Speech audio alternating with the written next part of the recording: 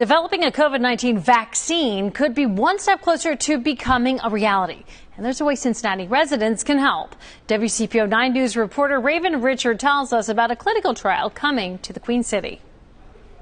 That trial will happen at Cincinnati Children's Hospital. They're looking for adults who do not have COVID-19.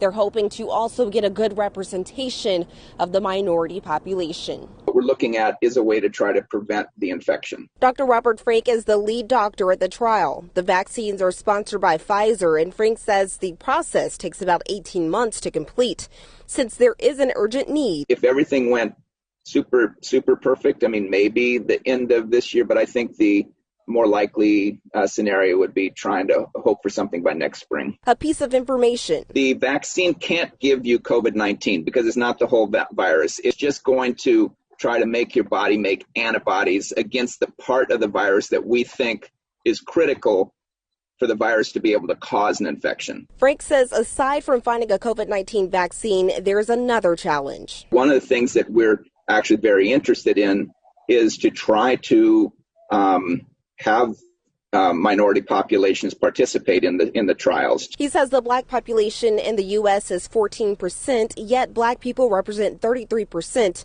of coronavirus deaths overall. It means finding minorities to take part in the trial is crucial. We think that the vaccine has potential. May 11th is the target date for vaccinations to start in this study. Researchers will also screen participants to make sure they are not carrying COVID-19.